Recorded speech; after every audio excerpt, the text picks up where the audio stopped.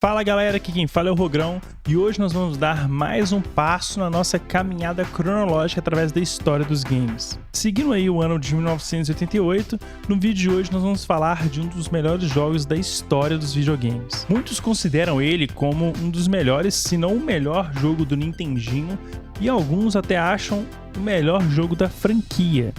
Sim, nós vamos falar do Super Mario Bros 3 de Nintendinho de 1988. Quer saber mais? Então bora! Aqui a gente está falando do terceiro jogo da franquia Mario. Depois do primeiro ali, o Arrebatador, o primeiro jogo da franquia foi um sucesso tremendo. O segundo teve um recebimento meio misto e inclusive tem aí, ó, os dois tem vídeo no canal, então tô colocando o card aí em cima. E, cara, acontece que a Nintendo falou, velho, eu quero fazer o melhor Mario do Nintendinho. Eu quero fazer um jogo ali para ser o Mario do Nintendinho.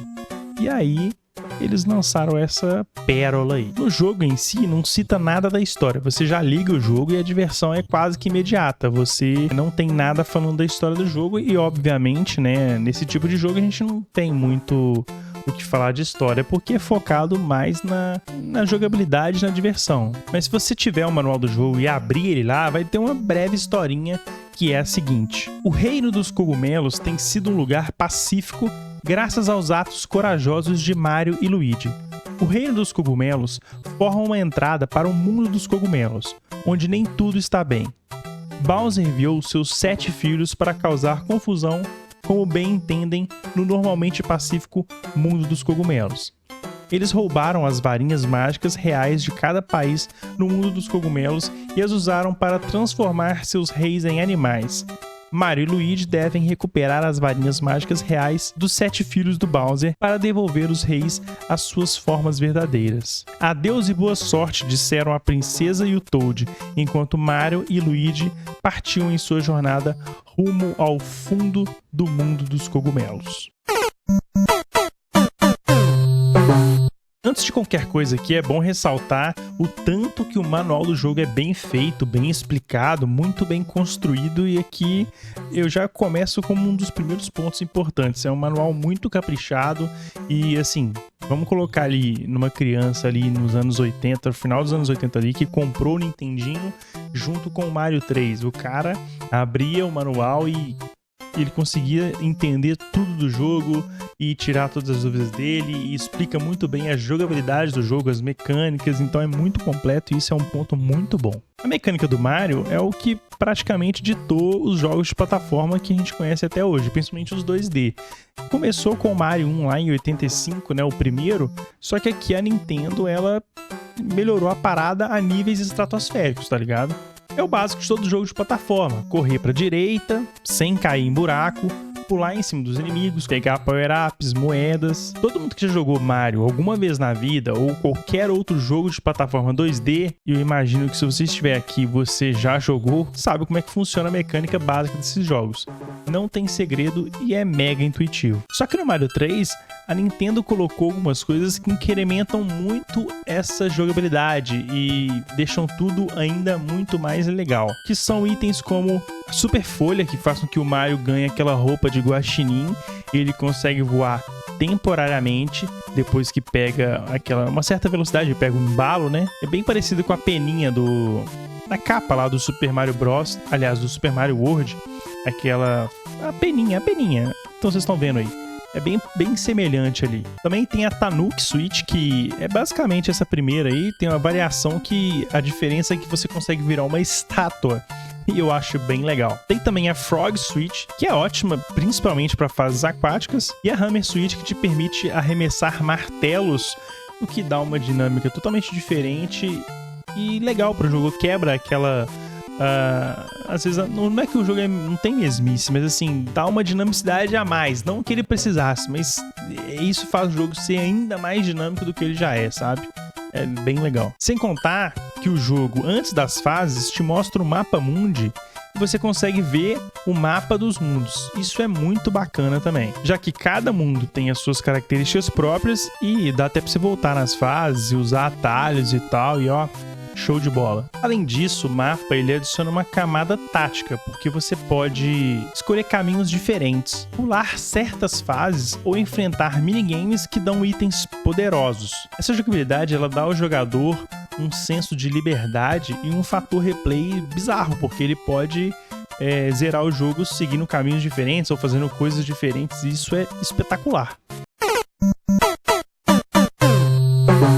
No quesito gráfico, o Mario 3, você consegue perceber claramente um salto notório em relação ao primeiro e o segundo jogo da franquia. De fato, aqui a Nintendo, ela caprichou muito e certamente ela conseguiu extrair quase que o máximo do Nintendinho, assim, porque são gráficos excelentes, muito bem feitos mesmo. Isso é notório, não precisa ser expert em game para ver a diferença do primeiro e segundo jogo pro terceiro. A variação de cenário é uma parada assustadora. Assim, ao meu ver, é o que a gente tem mais perto do Super Nintendo no Nintendinho, assim, sabe? Assim, levando em consideração que foi um jogo feito assim na meia vida do Nintendinho ali, ainda tinha muita coisa pra lançar no Nintendinho. E, cara, estamos em 88, né? E você tem uma qualidade ali de jogo que bate na trave dos 16 bits ali, sabe? Assim, uma coisa que eu falo pro cara que ele não gosta do Nintendinho por N motivos, ter uma chance, sei lá, tem gente que tem essa birra, tem essa trava ali com 8 bits ali, você joga coisa acima dos 16 bits. Respeito, não entendo, mas respeito. Por favor, dê uma chance ao Super Mario, ao Nintendinho, né? Mas ao Mario 3, cara, é um jogo muito à frente do tempo, e ele é o jogo com menos cara de 8 bits que tem ali.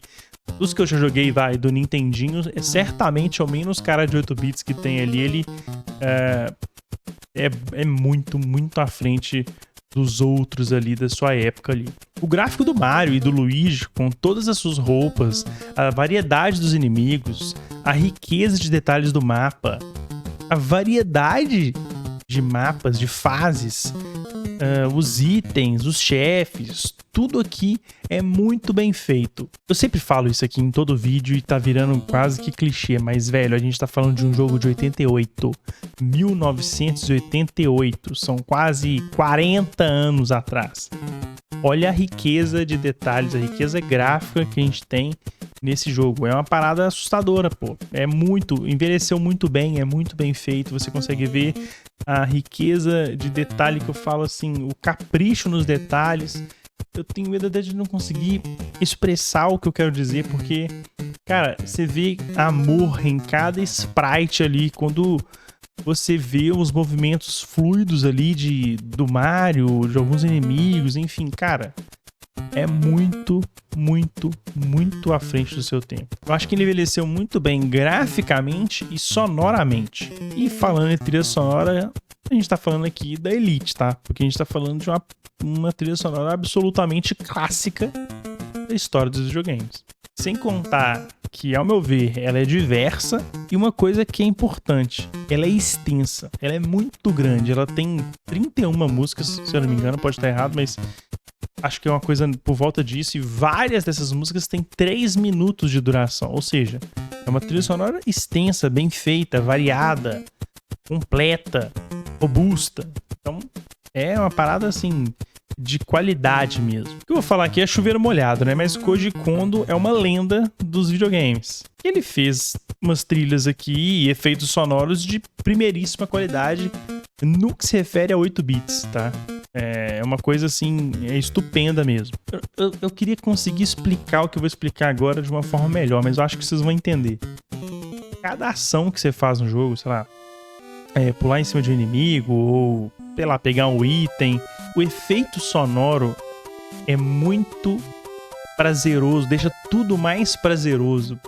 Eu não sei explicar, tá ligado? Mas é um jogo, pô, é um pecado jogar um jogo desse sem som, sabe assim? Tem jogos, velho, que se jogar sem som não altera muito, lógico, assim. Eu acho que é sempre um crime, tá ligado? O jogo, quando você pega pra jogar, você tem que jogar ele ali com som. Mas tá, vamos supor um cenário que você não pode usar som, cara. Deixa ele um pouco mais sem sal, sabe? Eu acho que os efeitos sonoros do jogo são muito bem encaixam muito bem com as ações, assim, sabe?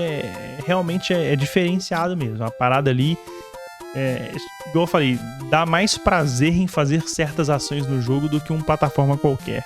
É o que eu falo, o jogo ele é o que ele é por conta desses caprichos, nesses pequenos detalhes, nesses detalhes minuciosos que às vezes passam despercebidos. E assim, é o que faz esse jogo ser o que ele é hoje, assim, a grandiosidade até da franquia mesmo, sabe? Eu acho que pra franquia ser o que ela é hoje, ela passou por jogos tão completos como esse, sacou?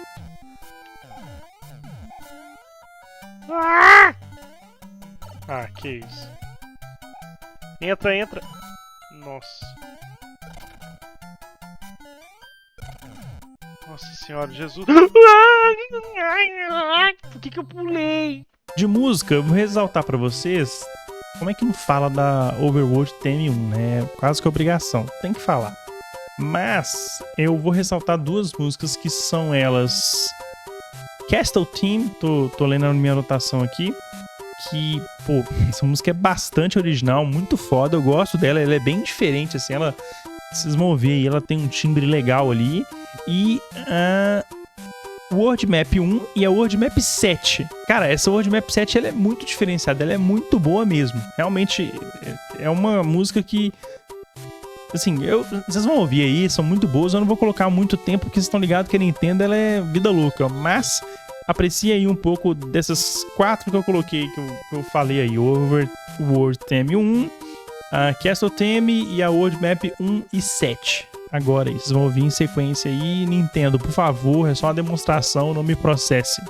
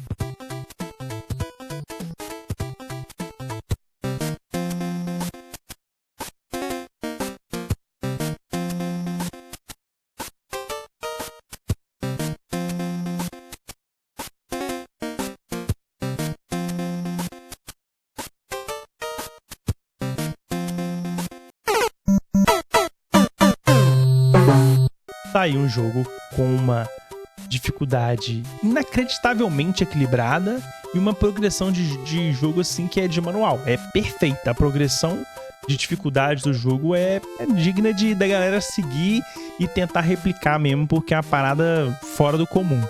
O jogo começa, ele te apresenta ali fases e mecânicas de uma forma muito leve e natural, e o legal é que o desafio ele vai escalando gradualmente e tudo fica muito prazeroso de jogar. É realmente gostoso de curtir aquela experiência ali, saca? Você consegue ver claramente a sua progressão no game, você consegue ver que você melhora com o passar dos mundos e na medida que o jogo vai ficando mais difícil. O legal é que, como cada mundo é bem particular e bem diferente do outro, isso é legal porque cada mundo tem uma novidade. Isso não deixa a peteca cair, não deixa o jogo ficar na mesmice, porque são vários mundos, né? E não deixa o jogo ficar... sempre tem um ar de frescor, sabe? Tem alguma coisa nova, de novidade ali em cada mundo. Tem mundos temáticos, como o segundo mundo, que se passa num deserto, e o terceiro que se passa em um arquipélago, e tem várias fases aquáticas. Eu acho que fase aquática em jogo de plataforma é obrigatório. Cara, tem que ter, velho. Fase aquática tem que ter, velho. Várias, inclusive. Às vezes são difíceis. Pô, eu lembro muito do Sonic de Master. Tinha uns bem difíceis, cara, mas, velho, tem que ter, velho. É muito assim... São sempre legais e marcantes.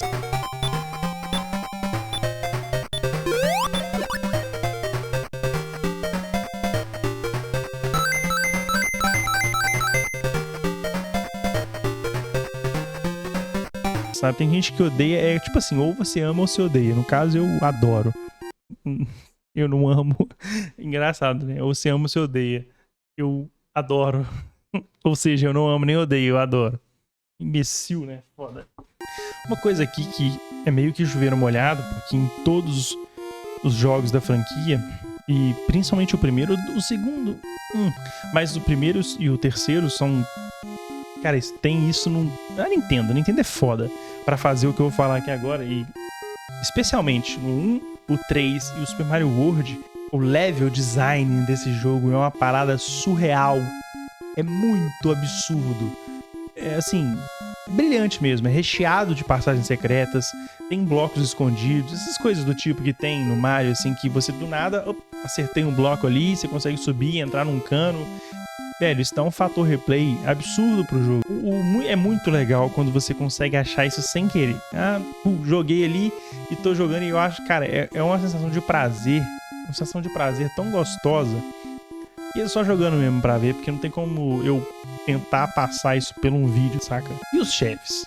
Todos eles têm uma fase antes que se passa no navio voador ali, como vocês estão vendo aí. Essa fase antes do chefe, ela é muito desafiadora, mas ao mesmo tempo ela é muito gostosa de jogar, porque você tem que ter muita destreza ali, realmente, saber o time certo, onde vem as balas e tal, é muito legal. E ela vai só dificultando, e isso eu achei fantástico. E cada chefe, eles são bem únicos, tá? É uma coisa que algumas pessoas acham ruim, mas, cara, eles têm características próprias e com mecânicas próprias, todas são criativas, bem feitas, beleza. Eu confesso que eles são parecidos, são bem fáceis de confundir, e eu acho que isso também se repete no Super Mario World, que é o jogo em sequência desse, e assim, são todos bem fáceis, e não tem muito segredo, e assim, eles não diferem muito, mas pensa por um lado, eles são irmãos, pô, como é que diferencia isso aqui, tá ligado? Dava pra ser um pouco mais criativo? Dava. Mas eles são irmãos, como é que você diferencia muito um irmão do outro? É tudo irmão, é tudo igual, entende? Poderia ser um pouco mais difícil, um pouquinho mais variado, mas é o que eu falo de novo, são irmãos, velho. Como é que faz pra diferenciar irmão? É tudo igual. Mas a luta final contra o Bowser, por exemplo, é sensacional, porque ela exige muita concentração e estratégia e tudo ainda se mantém divertido. Não é aquela dificuldade... Aliás, nenhuma parte do jogo tem aquela dificuldade que começa a tirar o tesão de jogar.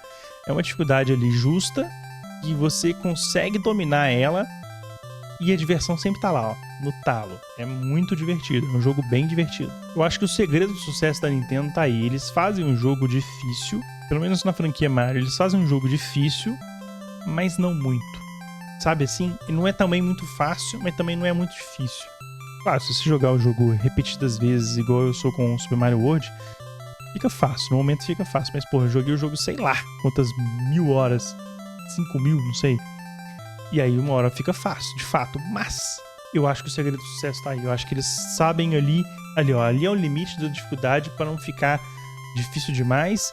E aí eu também tenho o público mais infantil, mas também eu não tenho um jogo fácil ou infantilizado demais que eu perco um público mais adulto. Então você abraça todo mundo, e é uma dificuldade que não é difícil para uma criança, mas também não é fácil para um adulto, você entendeu? Eu acho que é meio que isso, assim, sabe? Para um adulto, adolescente, enfim, acho que para todo mundo ali, eu acho que o segredo do sucesso tá aí. Não tá no sino dourado não, ô chorão. Obviamente, para um jogo dessa magnitude, tão gigantesco, com tanta coisa, tem várias curiosidades que regem o jogo aqui, mas eu separei duas que eu acho bem legais aqui e eu vou falar para vocês. Várias teorias na internet, muitas pessoas falam que no final de cada fase tem aquelas plataformas suspensas e os parafusos aparentes, ou seja, foram projetados para lembrar a ideia de uma apresentação de teatro. Isso reforça uma teoria que é bem velha, muitas pessoas já sabem, mas é sempre bom colocar aqui, de que o jogo pode ter sido uma peça de teatro, né? Assim, como se fosse um show encenado, sabe? E é uma teoria legal e ela faz sentido, sim. A outra curiosidade é que o jogo ganhou um hype muito grande na época, porque a gente já podia esperar coisa boa da Nintendo quando o assunto era Mario. Só que acontece que em 89 foi lançado o filme The Wizard, No Brasil ele chegou com o nome de O Gênio do Videogame, mas o original é The Wizard. E no fim do filme tem uma cena, que é uma publicidade descarada ali pro Mario 3, que é uma cena de mais de 5 minutos do moleque lá jogando Super Mario 3. Mostrou a gameplay do jogo pro ocidente e deixou o jogo hypadaço em todo o ocidente. Lembrando que o Super Mario Bros 3 foi lançado em 88 no Japão e ele chegou no ocidente um ano depois do filme, em 90, na América do Norte e depois no resto, né? Like the mushrooms! Lucas Barton, 16,900. Jimmy Woods, 17,200. Mary Britton, 14,900.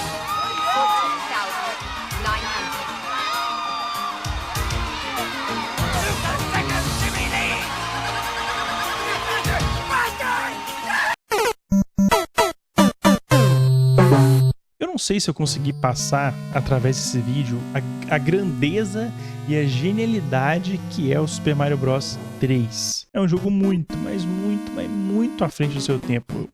Ele é, pra mim, o suprassumo do 8 bits no que se refere a jogos de plataforma. É o mais próximo de que um jogo de 8 bits chegou de um jogo de 16 bits, logicamente do que eu já joguei, né? A minha opinião aqui é baseada no que eu já joguei.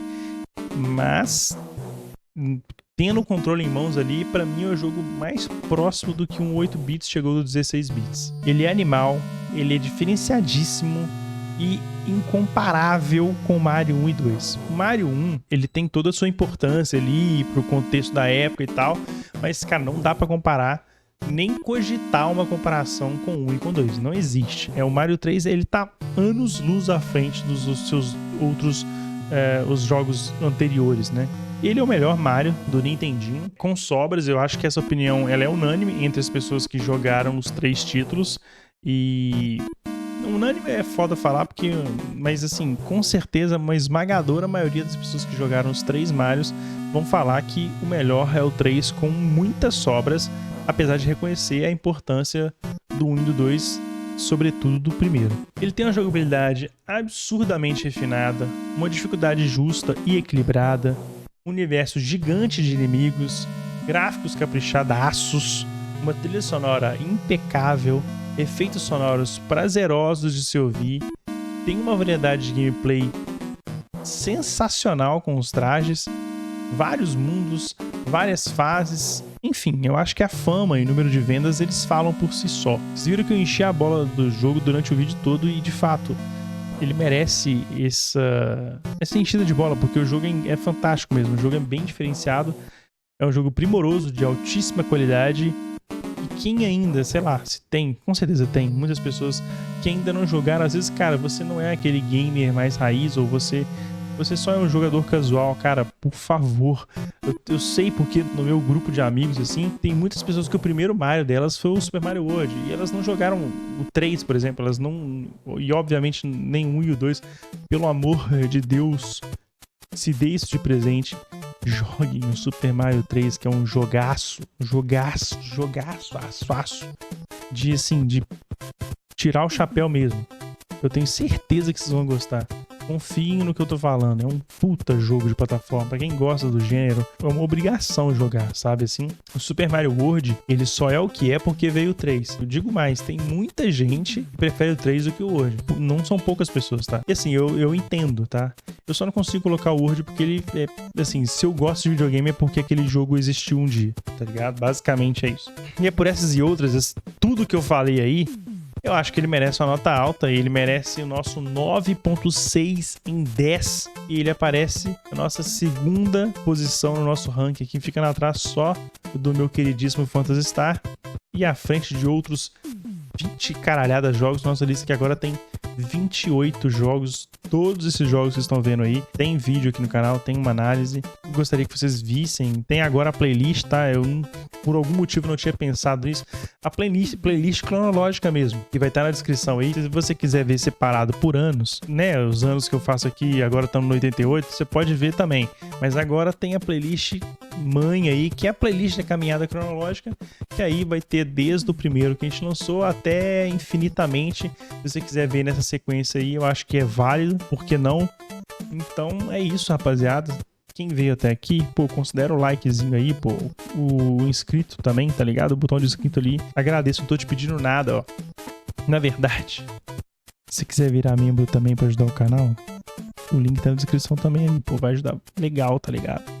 Tem o nosso Discord, todos os links na descrição aí são links importantes, te convido a ver todos os vídeos do canal, tem muita coisa boa, tem muita coisa que a galera curtiu bacana aí, o vídeo do Mega Man aí que bombou legal, Mega Man 2, né, no caso, o vídeo do Phantasy Star, enfim, tem muita coisa boa, tem o vídeo do Paradoxo da Abundância, não tem só os vídeos de análise, tem outras coisas opinativas, enfim, tem gameplays, tem a série de gameplay do Game Dev Tycoon, o canal tá recheado de coisa, eu te convido a conhecer o nosso canal. E muito obrigado, até a próxima, um forte abraço e fui!